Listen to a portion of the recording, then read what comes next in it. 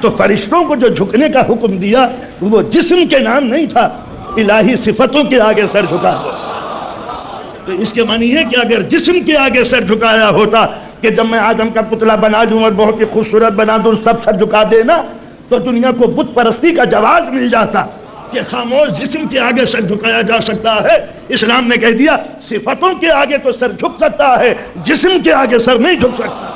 تو صرف یہ کہہ دینا کہ ہم صاحب کمال ہیں، ہمارے سامنے جو کوالٹی ہو تو بتاؤ۔ تو اب قدرت نے صفتیں دی۔ جب انسان اس دنیا میں آیا تو صفتیں لے کے آیا۔ جب صفتیں لے کے آیا وہ تھی فطرت الہیہ۔ اب فطرت کے ہوتے ہوئے کسی حکم کی ضرورت نہ تھی، وہی اندر سے فطرت گائیڈ کرتی، لیفٹ رائٹ، ادھر چلو ادھر چلو، یہ برا ہے یہ حلال ہے یہ حرام۔ جیسے جانوروں کی فطرت شریعت کی جگہ آ کر ان کی ہدایت کرتی ہے، جانوروں میں کوئی تصادم تو نہیں پایا جاتا؟ جی بھائی میں نہیں کہ صاحب بھینسا بدمعاش ہو گیا کہ گائوں کو پردہ کرنا چاہیے اس کی شرارت کی بنا پر، کوئی جرم سرزد نہیں ہوتا، ایک ہی کھیت میں سب ٹکتے ہیں، اس میں کوئی پریشانی تو بیت نہیں ہوتی۔ یا یہ بکریاں جانے سے انکار کر دے کہ صاحب یہ بیل کے بچے ہمیں بڑے پریشان کرتے ہیں، ہم نہیں جائیں گے، یہ کوئی ایجوکیشن سسٹم ہمارے لیے مناسب نہیں ہے۔ کوئی گستاخیاں جانوروں کی طرف سے نہیں ہوتی، اس لیے کہ فطرت ان کو کنٹرول کرتی ہے اندر سے۔ کبھی آپ نے شکایت نہ سنی ہوگی کہ بلی بچوں کے لائے ہوئے پٹاٹو چپس کھا گئی، کبھی نہیں سنا ہوا گھر کا پلا ہوا کتا کم سارے ٹماٹر کھا گیا جو افطاری کے وقت آئے تھے، کیونکہ فطرت کے ان کے خلاف ہے، وہ چیز نہیں کھاتے جو ان کی شریعت میں حرام ہے۔ جو فطرت نے حرام قرار دیا ہے ان کا دل راغب نہیں ہوتا۔ اب سوال یہ پیدا ہوتا ہے کہ یا تو انسان کو فطرت کنٹرول کرتی تو شریعت کی ضرورت نہ تھی، نبوت کی ضرورت نہ تھی، تو انسان کی دو کلاسیں ہوتی، یا تو یہ جانور بنایا جاتا ٹوٹلی اللہ کے کنٹرول میں، اگر فزیکل باڈی دینی تھی تو جانور بنا دیتے، انسان کیوں بنایا؟ یا اسپریچول باڈی دینی تھی تو فرشتہ بنا دیا جاتا، وہ بھی کنٹرول میں، یعنی جب نور کو قدرت کنٹرول میں رکھے تو ملک بنتی ہے، مٹی کو کنٹرول میں رکھے تو جانور بنتا ہے۔ انسان کو ایسا بنانا ہے جو جانوروں کو بھی چھوڑ دے، ملک کو بھی چھوڑ دے۔ اب یہ بننا تھا انسان۔ جب انسان بنایا اب اس کو دی قدرت نے جاتے وقت فطرت۔ جب یہ فطرت لے کے آیا دنیا میں تو فطرت گائیڈ کر سکتی تھی جانوروں کی طرح یا ملک کی طرح۔ کبھی آپ نے نہیں سنا ہوگا کسی حدیث میں فرشتوں میں کھلبلی مچ گئی، حوروں نے ایجیٹیشن کر دیا، کچھ بدماش فرشتے جنت میں حوروں کے علاقے میں چلے گئے، نہ جانے کیسے کیسے غزلیں پڑھ رہے تھے۔ کوئی جرم وہاں سرزد نہیں ہو سکتا، اس لیے کہ عصمت مشیت کے ڈائریکٹ کنٹرول میں ہے۔ اگر یہ کنٹرول نہ ہوتا تو جنت کے مرغزاروں پہ غزلیں جنم لیتی، فسانے لوٹتے، دریچے ٹوٹتے اور ازواج المطہرات کا تصور مجروح ہو کے رہ جاتا، شکوک و شبہات پیدا ہو جاتے۔ تو نہ جانور نہ ملک، انسان کو جو قدرت نے جبلت دی، فطرت دی، انسٹنکٹ بخشی، اس انسٹنکٹ پہ، اس فطرت پہ، اس جبلت پہ گرد پڑنی شروع ہوئی، ماں کے دودھ کی، باپ کے خون کی، علاقائی اثرات، کلچر، کوچنگ، اسکولنگ، غذا کا اثر، آب و ہوا کا اثر، سورج کی گردش کا اثر، یہ وہ عوامل ہیں جو انسان کی طبیعت کے اوپر اپنے اثرات ڈالتے ہیں۔ سورج تیز ہے یا سورج ٹھنڈا، انسان کے ذہن پر اثر پڑے گا۔ اسی واسطے ہمارے یہاں گرمیوں کا آدمی اور ہوتا ہے، سردیوں کا آدمی اور ہوتا ہے، دونوں میں فرق ہے اس کے اندر۔ اسی طریقے سے غذا، حلال کی غذا کی تاثیر اور ہوتی ہے، حرام کی غذا کی تاثیر اور ہوتی ہے۔ پاک باز عورتوں کے بچے اور ہوتے ہیں، ناکارہ اور آوارہ عورتوں کی اولادیں الگ ہوتی ہیں، شریف النسب انسانوں کی اولادیں اور ہوتی ہیں، مجرم اور قاتلوں کے بیٹے اور ہوتے ہیں۔ آپ نے اندازہ لگایا، اچھے ماحول کے پروردہ اور ہوتے ہیں، برے ماحول کے پروردہ اور ہوتے ہیں۔ یہ آئی باہر کی تاثیر انسان کی فطرت کے اوپر۔ فطرت نیچے دبتی چلی جاتی ہے، اوپر زمانے کے گرد و غبار اپنے اثرات ڈالتے رہتے ہیں۔ فطرت مرتی تو نہیں ہے پوری طرح، مگر تباہ و برباد بھی ہو سکتی ہے۔ یہ ہم اثرات دیکھتے ہیں اس کے اندر۔ سب سے پہلے ہلکی چیز کا ذکر کر دوں، کلائمیٹ۔ زمین کا اثر زمین کے بیٹوں پہ پڑتا ہے، لہذا مکے کے رہنے والوں کے ذہن اور ہوتے ہیں، مدینے کے رہنے والوں کی تاثیر اور ہوتی ہے، مدینے کے لوگ اور ہوتے ہیں اور کوفے کے رہنے والے اور ہوتے ہیں۔ زمانے کی گردش پہ ہیں، مٹی کے اثرات اپنا اثر ڈالتے ہیں۔ اگر قندار کے انار یہاں پر لا کے بوئے جائیں سندھ میں تو وہ بات پیدا نہیں ہو سکتی۔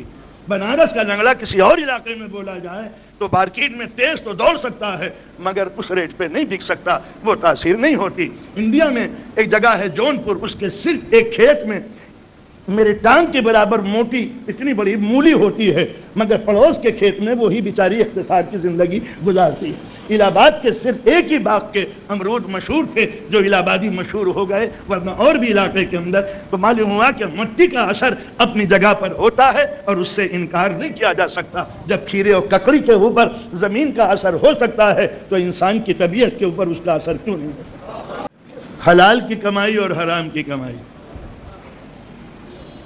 ایک جیب کٹے نے بھی سیب خریدے اسی ٹھیلے والے سے، ایک مزدور حمال نے صبح سے لے کے شام تک محنت کر کے بھی سیب خریدے۔ سیب کا سائز دونوں کا ایک، ذائقہ ایک، مگر تاثیریں الگ الگ۔ حرام کے پیسوں کی جو پھل ہوں گے ذائقہ تو وہی ہوگا مگر ذہن پر اس کا اثر کچھ اور پڑے گا، معدے پہ پڑ سکتا ہے کہ اثر برابر ہو دونوں کا۔ تو حلال کی کمائی اور ہوتی ہے، حرام کی کمائی اور ہوتی ہے۔ ان دونوں کی تاثیروں میں آپ انکار نہیں کر سکتے کہ جنہوں نے اپنی اولاد کو خلوص اور محنت اور پسینے میں ڈوب کے کھلایا ہے اس کے بچے کچھ اور انداز کے ہوتے ہیں۔ رشوت کے پیسے، وقت کی جائیداد کے پیسے، مسجد اور امام باڑے کے پیسے کھلا کر پلنے والی اولاد کی تاثیر کچھ اور ہوتی ہے۔ ماں کے دودھ کی تاثیر، اس کے اثرات اور ہوتے ہیں۔ اگر بری ماؤں کے بچے برے نہ ہوتے تو کبھی جناب زینب کبریٰ یزید کے دربار میں ایک جملہ نہ کہتی، اے آوارہ عورتوں کی اولادو۔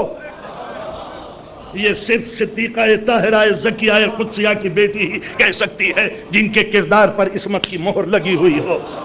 تو اسی واسطے اگر ماں کے دودھ کی تاثیر کا اثر نہ ہوتا تو کبھی علی بن ابی طالب اپنے بھائی عقیل سے یہ نہ کہتے کہ مجھے ایسے گھرانے میں شادی کرنی ہے جس کی عورتیں جرت میں اور وفاؤں میں اپنا جواب نہ رکھتی ہوں، جس کی بنا پر ام البنین کا عقیل کے مشورے سے کیا گیا تھا، یہ کہہ کے کہ اس نسل کے اندر ہمیشہ جرت اور وفائیں پائی گئی ہیں، لہذا تمہارے ہونے والے عباس کے لیے ضرورت تھی ایسی ماں کی۔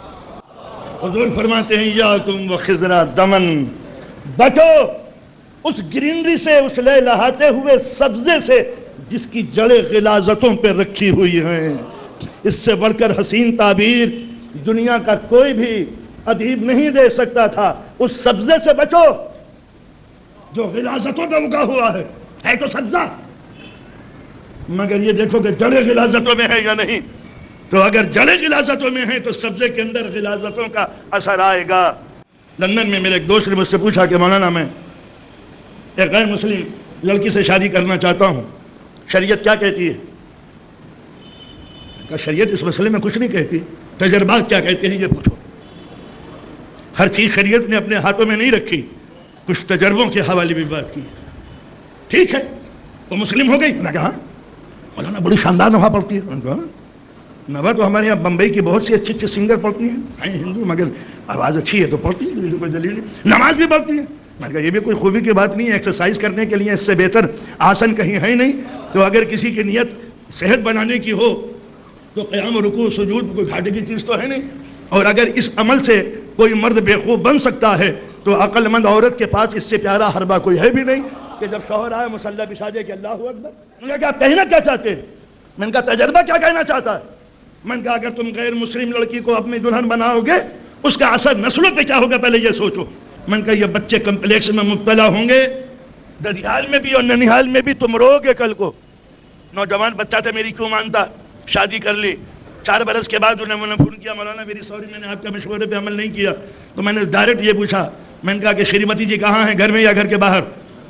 نہیں صاحب گھر کے باہر ہے۔ جہاز سے کیا ہوا؟ جہاز سے کچھ بھی نہیں ہوا۔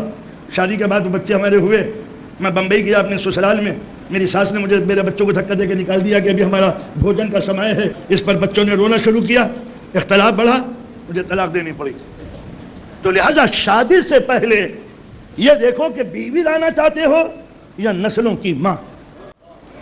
تو اگر بیوی لانا چاہتے ہو تو عنقریب انتظار کرو اس قاضی کا جو طلاق پڑھ کے چلا جائے گا، اس لیے کہ حسن کی چمک زیادہ دیر تک نہیں رہتی۔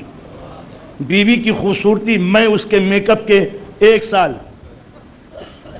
نندوں کی نگاہوں میں 6 مہینے، ساس کی نگاہوں میں 1 مہینہ، میک اپ اتر جاتا ہے چاہے میک اپ چڑھا کیوں نہ ہو۔ نظر خوبصورتی سے ہٹ کے خوبصیرتی تک پہنچ جاتی ہے۔ صحابی رسول ہیں، مسجد رسول بھری ہوئی ہے، تمام اطراف میں صحابہ کرام بیٹھے ہوئے ہیں، ایک بیچاری عورت ایک چھوٹے سے بچے کو لیے ہوئے روتی چیختی، نبی کے بزم میں آئی، نبی کے پہلو میں بیٹھ گئی، مجھے پناہ دیجئے حضور، مار دے گا یہ مجھے۔ پیچھے ہاتھوں میں صحابی تلوار کھینچے ہوئے، آج زندہ نہیں چھوڑوں گا حضور، ہٹ جائیے سامنے سے، مار ڈالوں گا، گلا دبا دوں گا۔ یہ کرے بھی کیا ہوا؟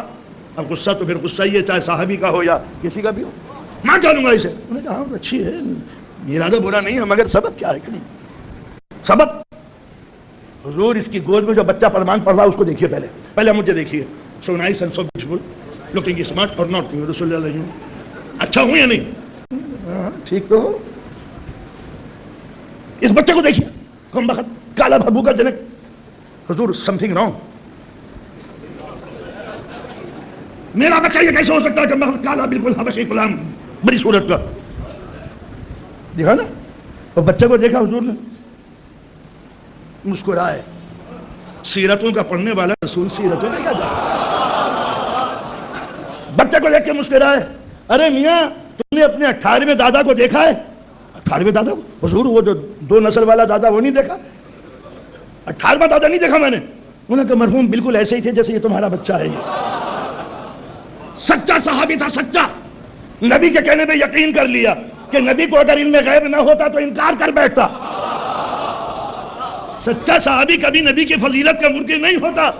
قربان ہو جائیں ہمارے ماں باپ ایسے صحابہ کرام کی عظمتوں پر جن کی تصدیق نے اسلام کی آبرو رکھ لی۔ کیا نقصان ہے جی؟ 18ویں دادا تمہارے اس جیسے تھے تو معلوم ہوتا ہے کہ عصمت کی نظر اگر ماضی پہ پڑھے تو 18 نسلیں پڑھ سکتی ہیں، پھر علی کی ذوالفقار نابینا نہیں ہے جو 7 نسلوں کو نہ پڑھ سکے۔